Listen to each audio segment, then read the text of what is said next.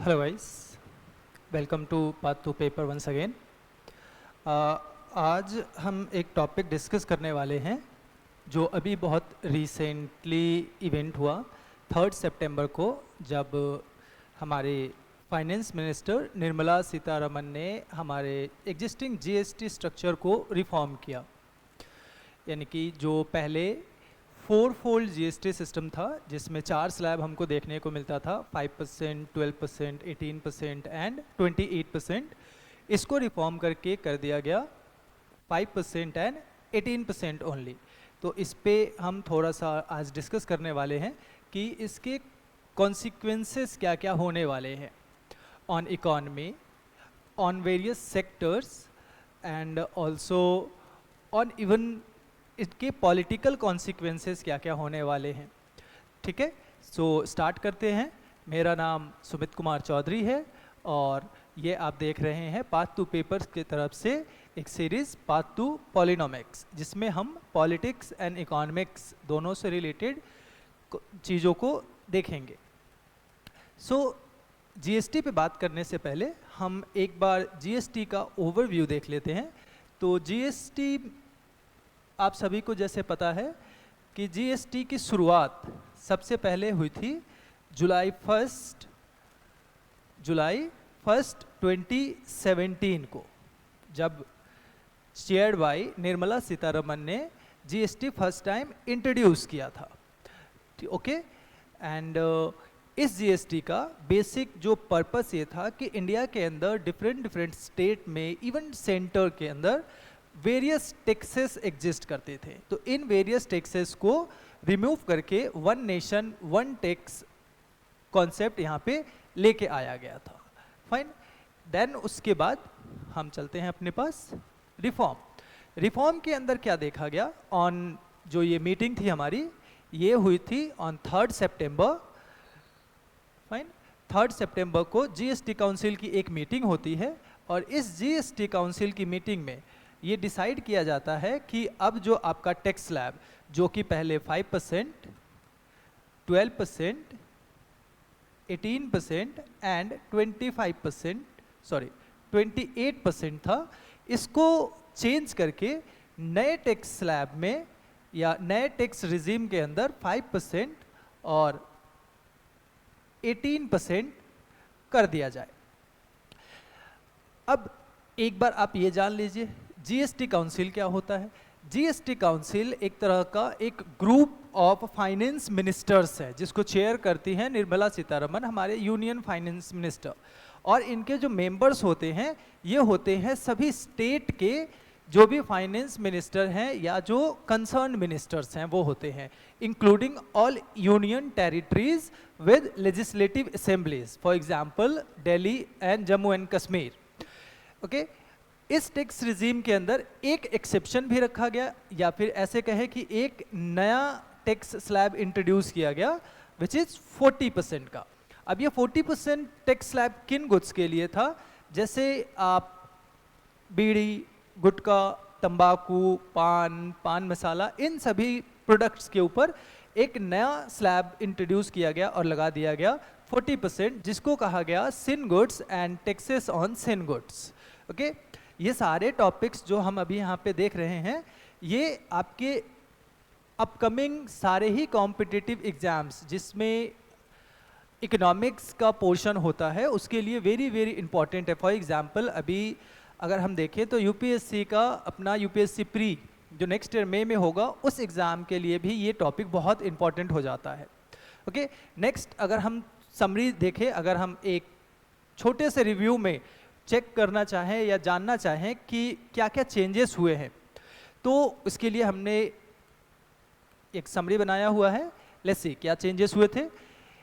एक तो 2 slab structure introduce किया गया, जैसे कि पहले ही मैंने आप लोगों को बता दिया है। एंड देन जो जीएसटी है, जो हाउस होल्ड इसेंशियल्स हैं, इसके ऊपर रिड्यूस करके जो पहले 5% हुआ करता था उसको या तो जो पहले 12% हुआ करता था उन्हें या तो 5% कर दिया गया है या फिर निल, कुछ कॉमोडिटी के ऊपर 5% है, कुछ कॉमोडिटी के ऊपर नील है, यानी कि कोई टैक्सेस नहीं है। एंड ये जो मूव है आपका, ये इस काउंसिल का या इस रिफॉर्म का मास्टर स्ट्रोक आप कह सकते हैं। लाइफ सेविंग ड्रग्स से जीएसटी को कम करना। जिन जीएसटी पे, यानी कि जिन ड्रग्स पे जो लाइफ सेविंग ड्रग्स माने जाते थे, जैसे कि कैंसर्स के ड्रग्स या कोई भी क्रॉनिक डिजीज के ड्रग्स, इनसे जीएसटी को 12% से कम करके 5% कर दिया गया है। नेक्स्ट है आपका जो ये गवर्नमेंट है या जो ये काउंसिल्स की मीटिंग थी, इसमें जो मिडिल क्लास सेक्टर है उसके लिए भी काफ़ी कुछ फैसले लिए गए। फॉर एग्जाम्पल जैसे कि 2 wheelers, small cars, TV, AC, cement etcetera, इन सब पे जो पहले 28% टैक्सेस हुआ करते थे उसको रिड्यूस करके गवर्नमेंट ने 18% कर दिया है। Next that we have farm machinery.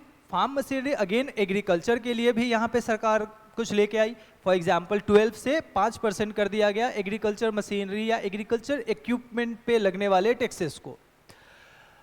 Okay, and the major point and the most important for your examination point of व्यू, किन बेसिस पे ये सारे रिफॉर्म किए गए। तो ये बेसिस जो थे इनको गवर्नमेंट ने कैटेगराइज किया है ऑन 7 पिलर्स पे।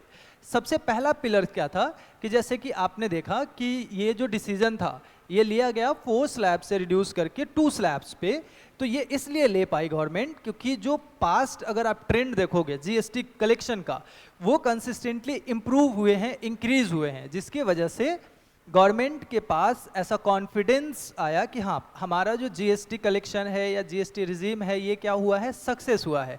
तो ये जो 2 स्लैब सिस्टम है, 2 स्लैब स्ट्रक्चर है, ये बेस्ड करता है किस पे, सक्सेस ऑफ जीएसटी पे।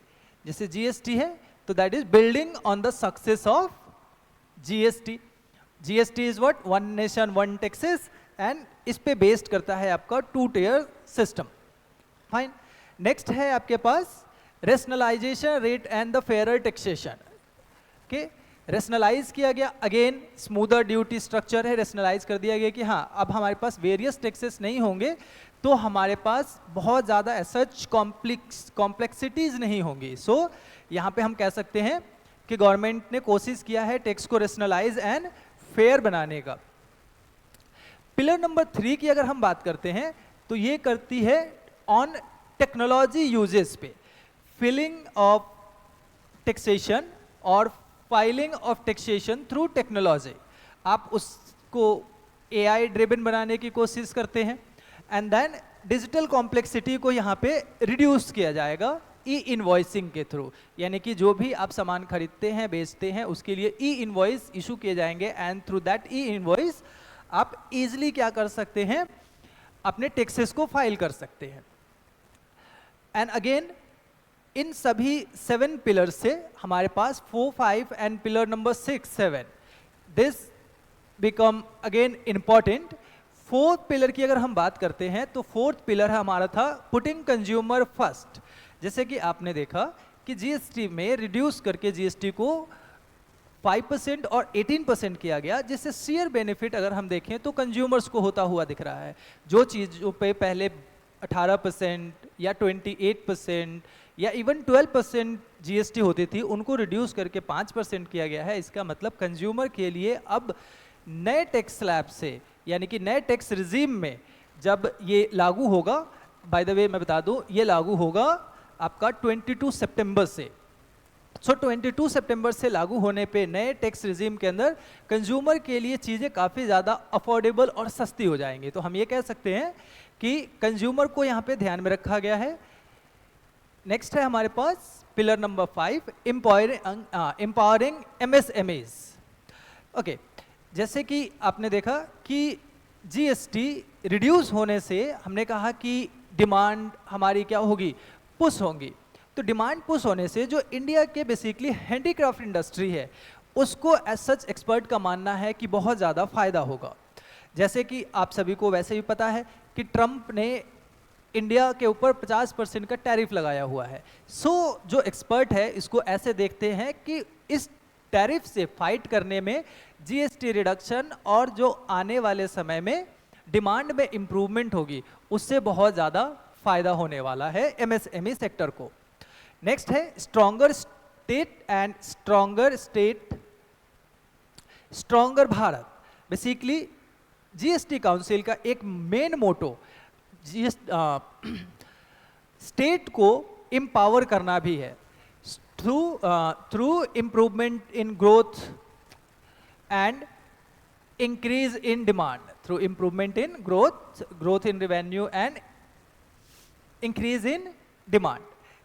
And the last pillar is lower tax is equal to higher spending. It's obvious कि जब आपका टैक्स लोअर होगा तो एज अ लेमैन हमारे पास हमारी जो मनी की वैल्यू है वो क्या होगी, इंक्रीज होगी। सेम पैसे में अब मैं ज़्यादा सामान खरीद पाऊंगा तो मैं स्पेंड ज़्यादा कर पाऊंगा, चीज़ों की ज़्यादा डिमांड कर पाऊंगा।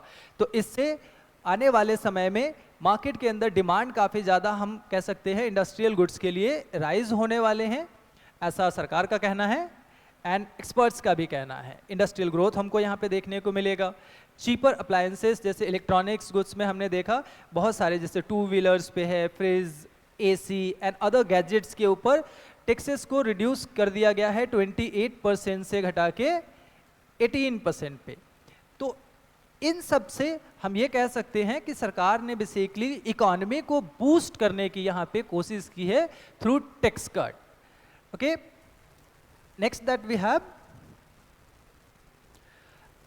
ओके, सरकार ने बेसिकली इस नए टैक्स रिजीम को एक नाम दिया है नेक्स्ट जेन जीएसटी एंड हम अब इसके बेनिफिट्स देखने वाले हैं। बेनिफिट्स इसके क्या क्या हो सकते हैं नेक्स्ट जेन जीएसटी का? आपका लोअर प्राइस होगा, हायर डिमांड होगा, ऑलरेडी पिलर्स में हमने देखा इसको। नेक्स्ट है आपके पास support for MSME. Fine, support for MSME कैसे हो सकता है? टैक्स आप रिड्यूस कर रहे हो, इक्विपमेंट्स पे रिड्यूस कर रहे हो, तो इनके लिए एक तो इनपुट्स वो रिड्यूस हो, इनपुट्स के जो प्राइसेस है वो रिड्यूस हो गए, अगेन कंज्यूमर हायर डिमांड करेंगे, देन आउटपुट प्रोडक्शन के अंदर भी हमको यहाँ पे स्कोप देखने को मिल रहा है नियर फ्यूचर में। And the ease of living, again ease of living, जो हमारे पास कंफर्ट गुड्स है, जो एक इंसान को लाइफ को ईजी बनाने के लिए चाहिए, जैसे सारे electronic appliances for example, okay. Next is wider tax net. Wider tax net से यहाँ पे क्या मतलब है कि जब टैक्स रिड्यूस किए जाएंगे तो गवर्नमेंट का ये मानना है कि टैक्स पेयर्स इंक्रीज होंगे, और जब टैक्स पेयर इंक्रीज होंगे तो टैक्स कलेक्शन भी क्या होगा, नियर फ्यूचर में इंक्रीज होगा। So that is called wider tax net. ये भी हमारे पास एक बेनिफिट देखने को मिल रहा है। And support for manufacturing sector, again manufacturing sector को कैसे सपोर्ट मिल सकता है? क्योंकि ड्यूटी कम होने से अगेन डिमांड साइड पुश मिलेगा हमारे एक्सपोर्ट सेक्टर को, हमारे domestic production, domestic demand increase होने से काफ़ी ज़्यादा बेहतर होने वाले हैं यहाँ पे।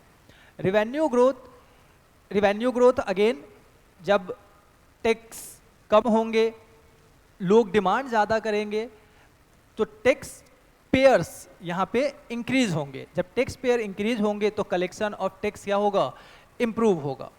Next is social protection. This is also one of the master stroke of this GST reform, social protection.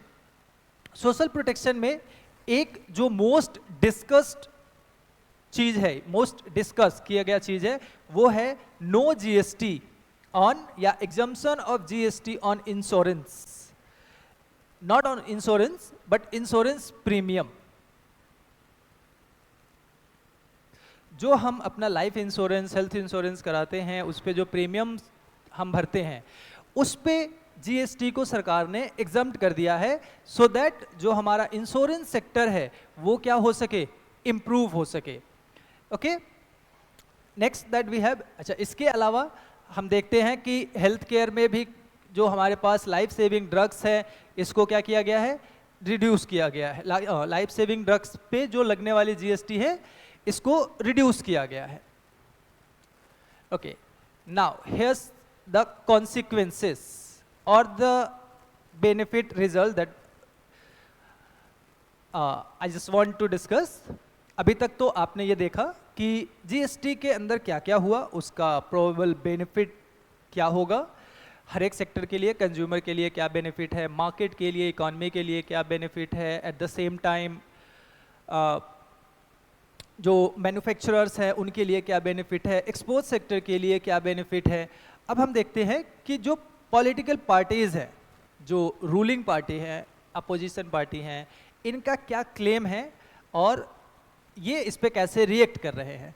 तो अगर बीजेपी की बात करें तो ये इसको प्रेज करने में लगे हुए हैं, यानी कि उनका मानना ये है कि ये बीजेपी गवर्नमेंट का एक क्या है, मास्टर स्ट्रोक है और इससे लोगों को, आम जनता को, एक मिडिल क्लास फैमिली को बहुत ज़्यादा फायदा होने वाला है, जो कि सही भी बात है, जैसे हमने इसके बेनिफिट्स में देखा। तो इनको ये नाम दे रहे हैं बिग गिफ्ट, कि सरकार के तरफ से मिडिल क्लास के लिए क्या है, ये एक बहुत बड़ा उपहार है और ये इस चीज़ को भुनाने में लगे हुए हैं। ठीक है, तो अपोजिशन का क्या कहना है इसके ऊपर। अपोजिशन अगर हम आपको बताएं तो अपोजिशन इसके टाइमिंग पे सवाल उठा रही है, क्योंकि इसमें एज सच ऐसा कुछ है नहीं जिस पे अपोजिशन सवाल उठा सके, प्रोटेस्ट कर सके। तो अपोजिशन ने दो मुद्दों पे यहाँ पे क्वेश्चन रेज किया है।